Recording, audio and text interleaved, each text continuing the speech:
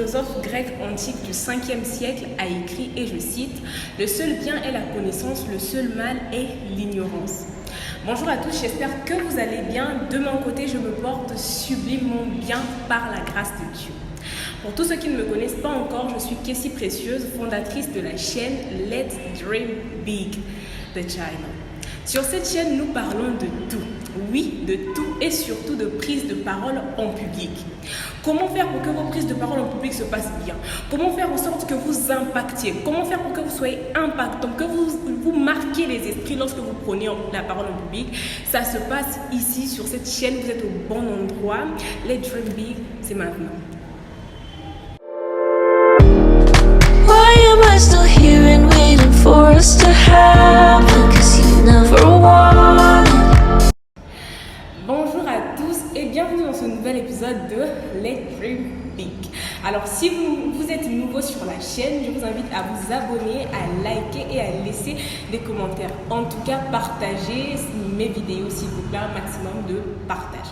Alors aujourd'hui, moi j'ai décidé d'aller sur une pente un peu plus glissante. Aujourd'hui, moi je veux parler culture. Dans culture, moi je dis littérature.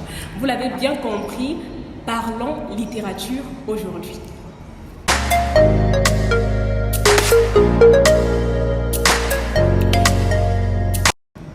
Parlons littérature aujourd'hui. Aujourd'hui, moi, j'ai décidé de vous faire connaître un ouvrage et un auteur.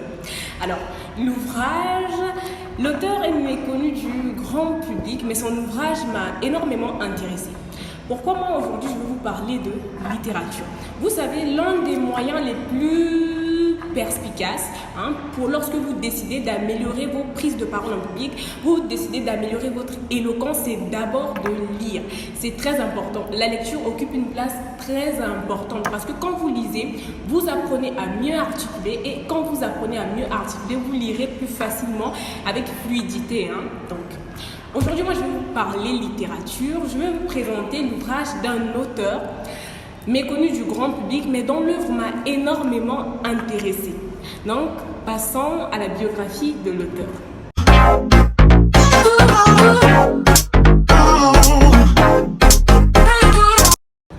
La biographie de l'auteur.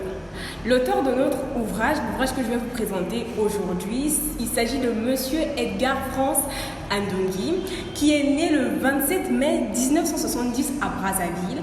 Est licencié en économie à l'université Marien Ngouabi de Brazzaville. Il est professeur de mathématiques au lycée et passionné de littérature. Il est marié et père de 5 enfants. Ce sera tout pour la biographie de notre auteur. Passons à présent à la présentation de notre ouvrage. C'est bon.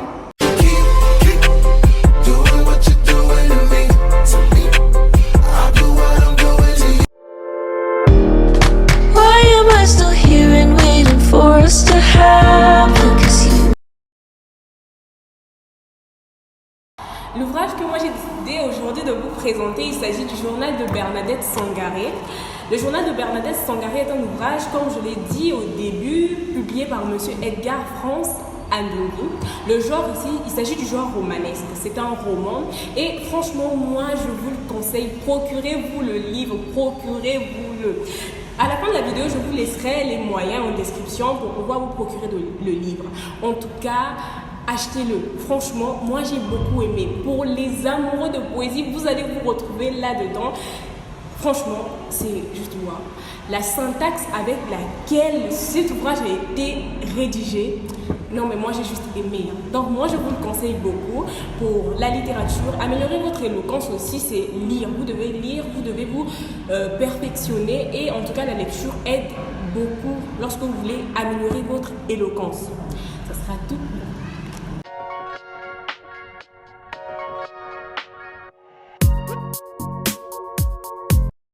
Le résumé de notre ouvrage. Le journal de Bernadette Sangaré, comme je vous l'ai dit bien plus tôt, c'est un roman, c'est le genre romanesque. En fait, cet ouvrage, ce roman, le journal de Bernadette Sangaré, relate en fait l'histoire d'une jeune femme qui s'appelle Bernadette Sangaré, vous l'avez bien compris.